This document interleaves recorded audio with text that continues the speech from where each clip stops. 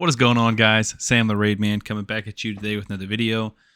Recently, I was privileged enough to take part in a content creator Hydra challenge. It was sponsored by Blazin or hosted by Blazin. I'll link his channel in the description below. He's an awesome content creator.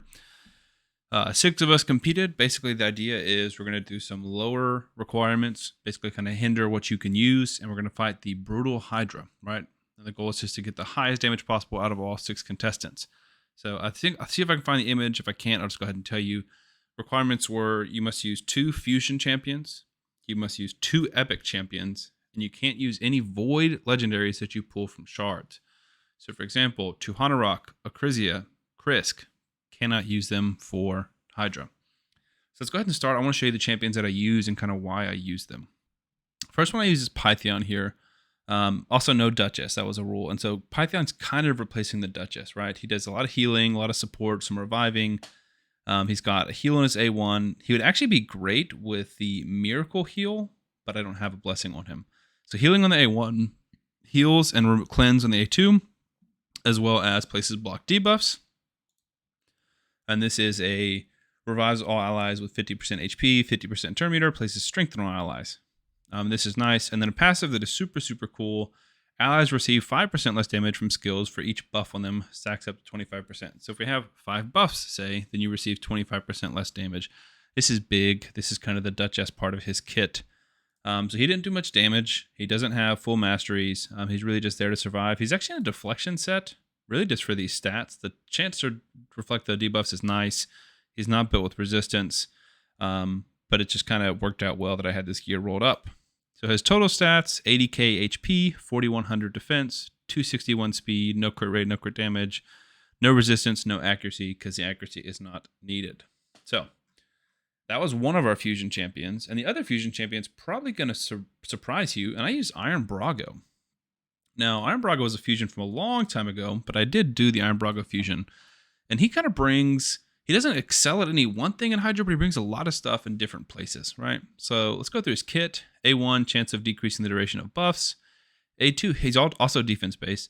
A2 hits really hard, places increased defense on all allies for 3 turns, and this is on a 3-turn cooldown, so you're able to keep the increased defense on your team the whole time if it doesn't get stolen. It can chance to stun, but you obviously can't stun the Hydra, but it hits really, really hard. And then the A3 is in an AoE. 50% chance books to 75% chance of placing provoke and decrease attack. Decrease attack is if he has increased defense, which he always should.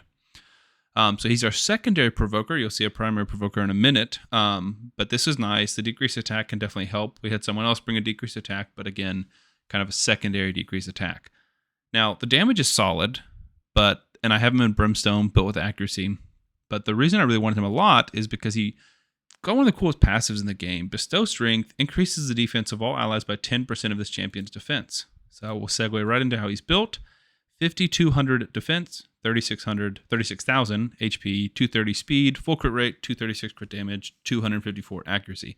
So he's giving 529 or so defense to everyone else on the team, which is huge, right? We're limiting the champions we can use, and we need to stay alive, and this is big. Adding 530 defense basically is massive. He did pretty solid damage. I will go over the run and the results in a little bit.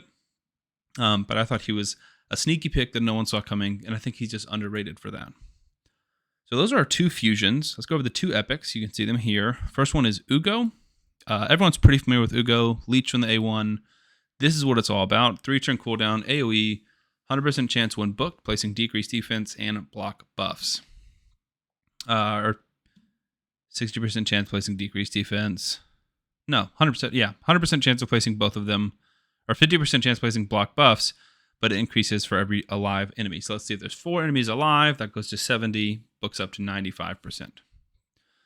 And that's what she's all about. You need block buffs in Hydra, and then she's got a small cleanse and heal. Could be a revive, but that's just not going to work out.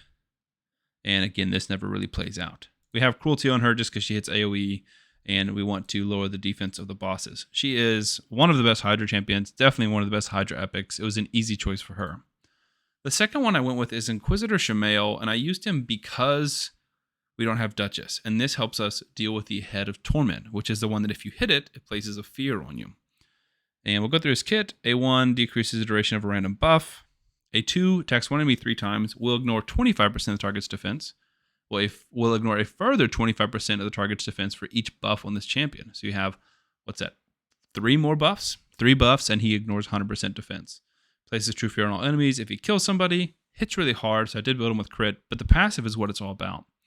Dauntless. Each critical hit fills his champion's turn meter by 7.5%, which helps. And then whenever an ally receives a fear or true fear debuff from an enemy, this skill will instantly remove the debuff and fill the ally's turn meter by 15%.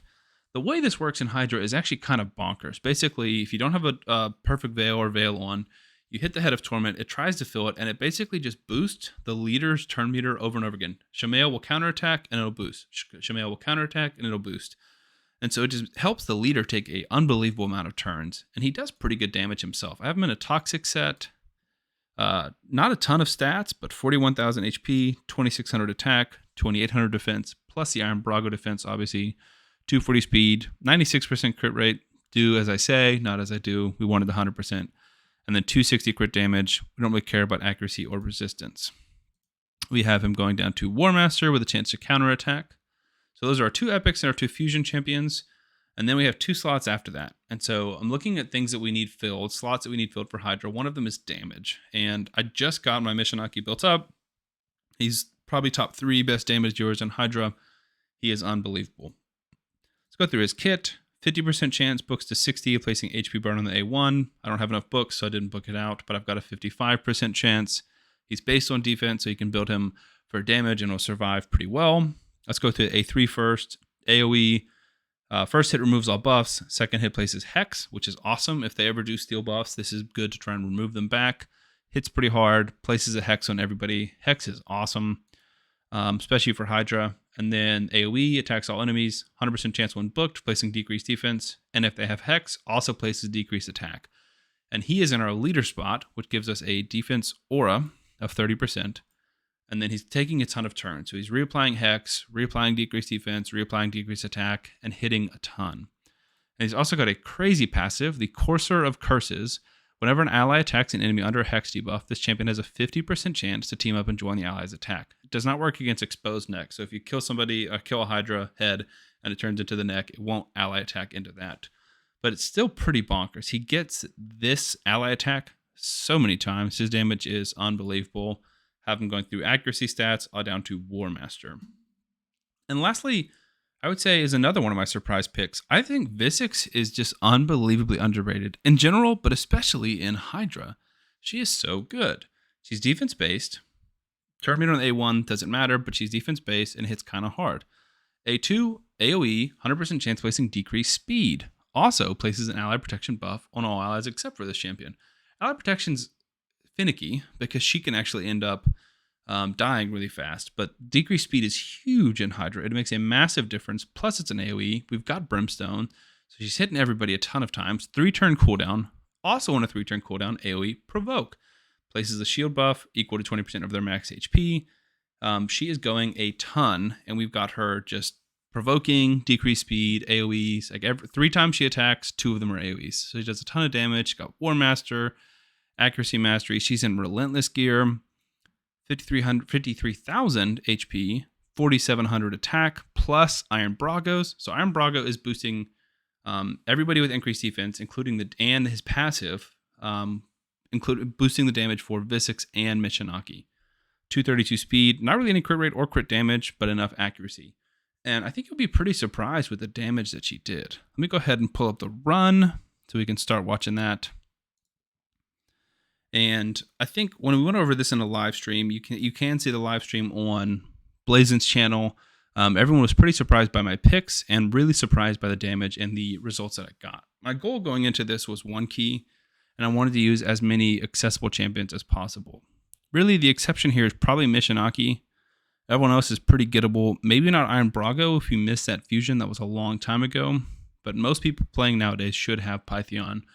Mishinaki can be a lot of champions. He can be a Geomancer. I think that's a great example. He can even be like an AoE HP burner, like a Walking Tomb Drang if you have him. But I'm going to go ahead and let this run go. And you kind of talk a little bit over it. I'm not going to make you watch the whole run because it's about 32 minutes. But my goal was a 1 key without using crazy champions. I didn't use a Mashald.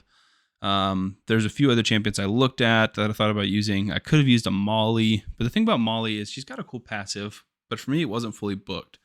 So you're not getting all of her value. She doesn't do any damage, and she's just doing the provoke. Actually, I do realize now I have Visix in the lead to keep that provoke up, which is how she does so much damage. So I think that makes Mishinaki's damage even more impressive once you see how much damage he did, considering he's not getting that turn meter boost. But you can see just constantly counterattacking, turn meter, counterattacking, turn meter. And over the duration of this fight, you will see Visix is taking a ungodly amount of turns. It's pretty bonkers. I did try this a few times. This isn't like super easy first try. It's not full auto. I had to manual the whole time, which is very frustrating. I'd love to build more auto teams. I'm trying to work on maybe a collab or something, getting some help trying to build more auto teams for my own account, because I just manualed Brutal Hydra myself before I made this video. This recording you're watching is from a week and a half ago or so. But I just did this week's Brutal run, and I just have to manual it all, which is very frustrating and very slow and tedious. But Hydra is such a good area of the game that everyone needs to be focusing on. Let's see. Let's just talk about a few more champions. Ugo's not going to do much damage. She hits a lot. She's kind of fast, but she's going to do a good amount of healing. She's another candidate you could put in Miracle Heal that will help, because as you heal, this Head of Decay over here is going to lower your max HP based off of the percentage of healing that you're doing. So healing back up and trying to restore some of that is big. But Ugo doesn't do much damage. She's going to be alive for a while and hit for a while in a long run, so she will get some damage based off the War Masters, but she's not built for damage, and she just doesn't hit very hard. Anyways, Pythion, same thing, except for he doesn't even have War Master. So had I put War Master on him, that's 1 million or 2 more million damage that we could have done. I actually have a Shamael who's got better blessings, but this one had masteries, and the one with the better blessing didn't have masteries, so I chose masteries over blessings. Mishinaki is not completely booked and not completely mastered, so both those things would boost his damage a little bit. Visix, again, I just think she's so underrated, and everyone was super surprised. I was the only one of the 6 who used Visix. I was the only one of the 6 who used Ironbrog.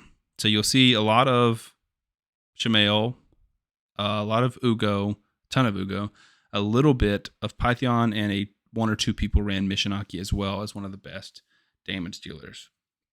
Husk, great damage dealer. That's another honorable mention, as well as Royal Guard. Great damage dealers. There are some good provokers. Bivald of the Thorn is another one that you can do. I noticed he was healing us too much, putting Leech out. And when we did that, we were taking too much decreased max HP. Problems with this run, hypothetically, if we don't get block buffs up enough, you get these poison clouds out, or the Head of Mischief can steal your buffs. So that is a problem.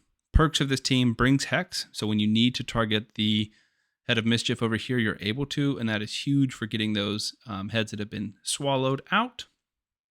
I'm trying to think of other things to talk about. I think this is kind of it for the team. The goal was a 1 key, and past that I was going to push as much as I could to try and win.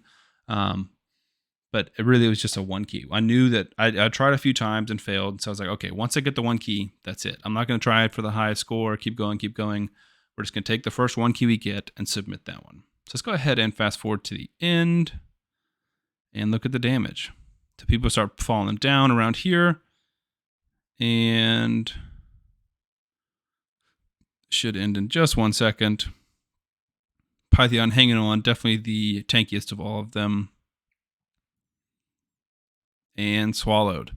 So final damage is 39.37 million. Let's see if we can get this to go away. Okay, so damage numbers, 39.37 million. Let's start at the lowest, which is Pythion, 201,000 damage. Again, doesn't hit a ton, only hits single target on the A1. That's the only hit he does, and no War Master. But a ton of healing, which is why he's great for that Miracle Heal. And he did such a big, pivotal job of keeping our team alive. Next up, we have Ugo, 2 million damage. 1 million healing is a lot. 1 million healing is a ton, actually, considering she's only doing a small heal in that A3. Next up in damage is actually Ironbrog. And I was a little disappointed with his damage. But one thing I noticed is, and another way to improve this team, is we didn't have a Mischief tank. So Mischief would target whoever has the most buffs and steal their buffs, or try to, and at least steal their turn meter. And Braga kept getting his turn meter stolen, which was definitely a bummer. So potentially building him out with like a blood shield ring to try and get the Mischief Head to target him and then build him with resistance would have helped the overall team in particular. So that is one thing I would say I messed up with this team. But 4 million damage I think is respectable, plus all of the defense and the increased defense, keeping everyone alive, boosting Visix damage, and boosting Mishinaki's damage. Secondary provoke, secondary decrease attack. Very clutch. I'm very happy with this pick. Next up is Inquisitor Shamail. Again, no blessings here, so that would boost his damage. Still, 5.5 is pretty solid, I think. I've done about 9 with him, depending on the run, depending on how everything goes. It's a very good champion. He is built well, but I think that's a respectable amount. That is, I mean, he's 1/6 of the team, and that's 1/6 of the damage that you need to 1-key.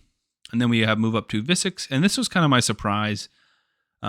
Everyone was blown away when they saw this number. 9.3 million for Visix. It's just a ton. It's just all AoEs. She's not even built with a crit rate. She got 45% crit rate. It's AoEs with War Master, tons and tons and tons and tons and tons and tons and tons of turns, as well as the Brimstone, which helps a little bit. Not a ton though. I mean, it probably did 2 million of that 9 million. So it does help, but it's not all of it. And then the king himself, Mishinaki, he's amazing. I honestly think you run this team with like a husk. You might squeeze out a 1-key if you have really good gear. But I am acknowledging that this is good champions with good builds, and I have good gear. This is an in-game account. Not everyone can do this, but I want to show that these types of champions can succeed. Maybe you're not on Brutal. Maybe you're on Hard. Maybe you have as good gear of mine. You just don't have these champions. Like, these type of things can work. You don't need the Acrisias of the world. You don't need the Cardiels. You don't need the Krisk, the 200 Rock. There's so many great champions. The Necmo Thars. They make things easier, but it's not impossible. So don't get discouraged when you see those great champions that you don't have.